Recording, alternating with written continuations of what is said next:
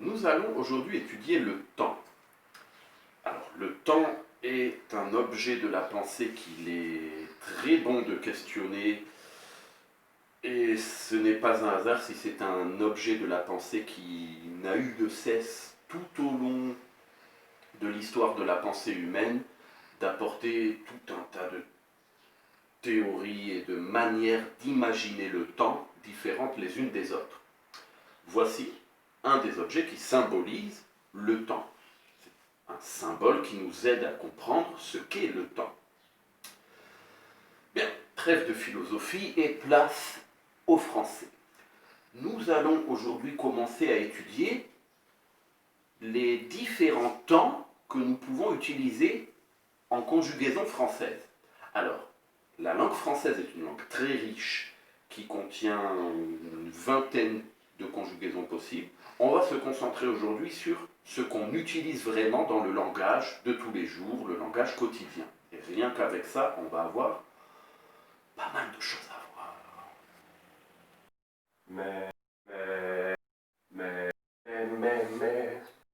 Maître Joe, c'est Maître Joe.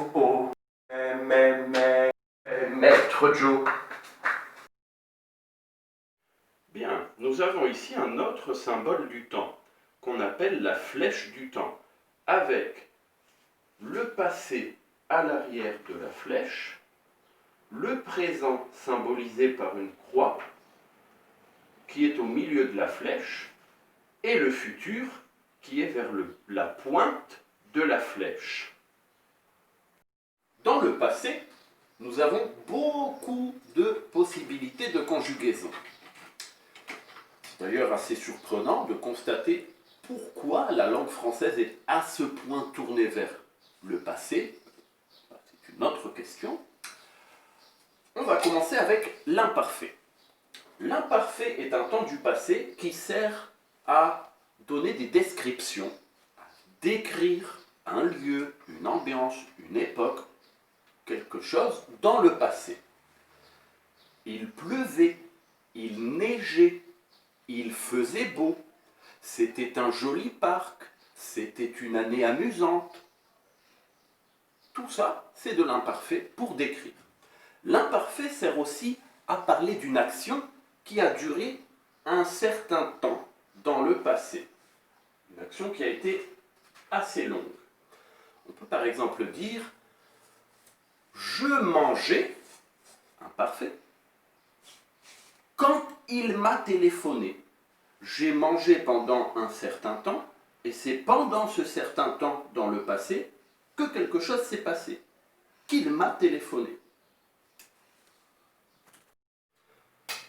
Dans les temps du passé, on utilise aussi beaucoup le passé composé, qui sert quant à lui à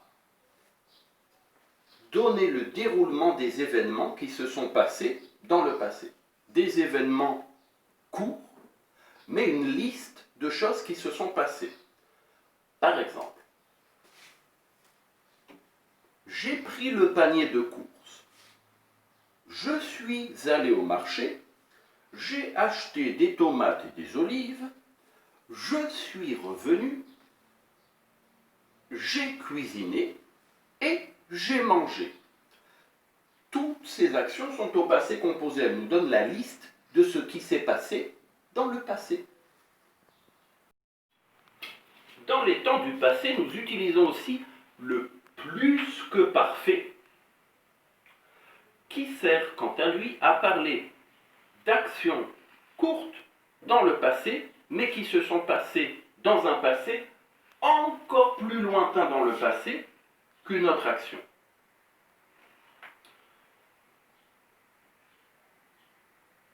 Par exemple,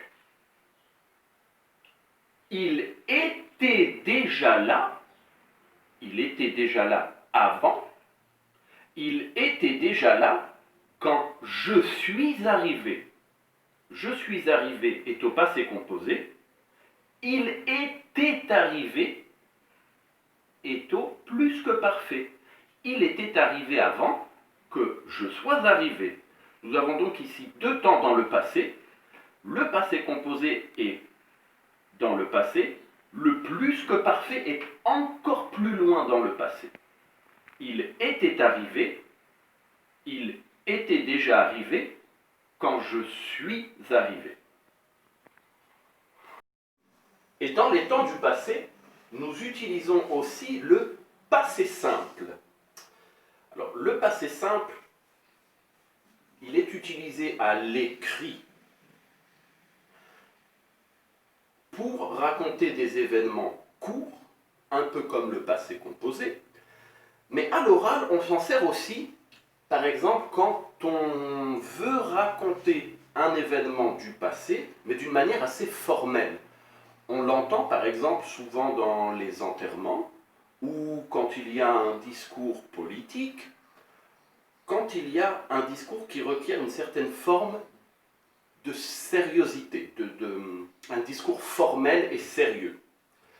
On peut par exemple entendre 1995 fut une année incroyable.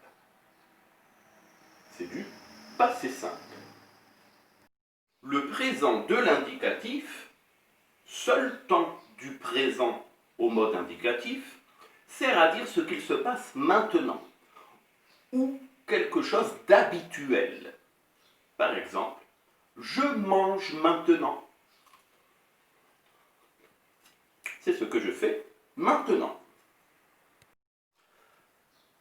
Au futur, dans le mode indicatif, nous n'avons que deux conjugaisons possibles. Le futur simple et le futur antérieur. Le futur simple sert à dire quelque chose qui se passera dans le futur. Tout à l'heure, je mangerai. C'est quelque chose que je ferai dans le futur. Maintenant, si on veut parler de quelque chose qui est encore plus loin dans le futur, on va utiliser le futur antérieur. Je mangerai quand j'aurai fini. Ça, c'est le futur antérieur. Quand j'aurai fini de travailler. Alors, il y a dans la langue française énormément d'autres temps et d'autres modes de conjugaison. Certains sont utilisés dans certains cas et on les verra dans d'autres leçons. Mais si vous regardez, si vous ouvrez un manuel de grammaire ou de conjugaison française, vous allez voir qu'il y a une vingtaine de temps et de conjugaisons possibles. Certains d'entre eux ne sont absolument pas utilisés. Ils existent, mais on ne s'en sert pas, ni à l'oral, ni dans la littérature, à l'écrit. Ce sont des restes de l'ancien français qu'on parlait il y a très longtemps. On peut trouver certaines de ces formes de conjugaison dans certains vieux livres en français, mais ne vous découragez pas si vous voyez un tableau comme ça. On n'utilise finalement que la moitié environ des temps et des modes de conjugaison qui existent en français. Et je vais vous montrer pourquoi. Si cette vidéo vous a plu, je vous saurai gré de me laisser un pouce bleu. Et eût-il fallu que je vous en suppliasse de vous abonner.